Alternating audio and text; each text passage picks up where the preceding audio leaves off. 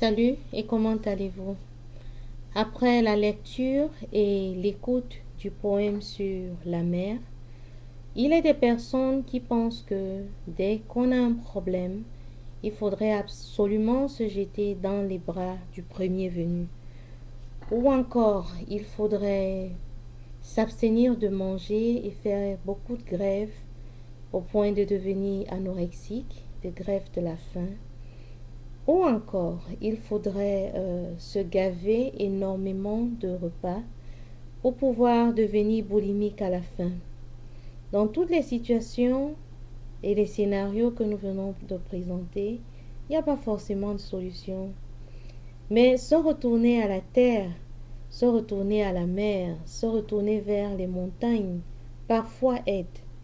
Et les montagnes ne sont pas seulement des obstacles, mais les montagnes sont aussi des lieux de recueillement pour les pèlerins que nous sommes sur la terre, qui apprennent à pouvoir gravir les échelles étape par étape afin de pouvoir transcender leur peur, afin de pouvoir apprécier la nature dans son entièreté et de se dire, si je peux faire cela aujourd'hui, alors je pourrais le refaire demain. Et la capsule de ce jour s'intitule Le Mont.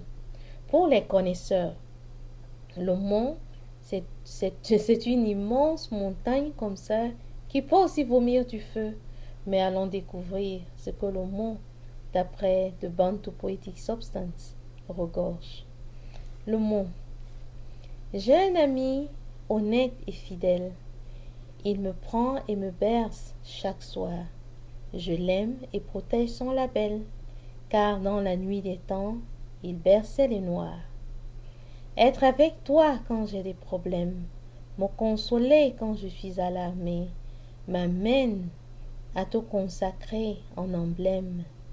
Ainsi, je te promets d'être toujours à tes côtés, te rendant grâce de mes joies, chaque matinée ensoleillée, quand je contemple les oies et que j'aperçoive les arbres rangés. Marchant le long du mont mitoyen, j'admire son imposante splendeur.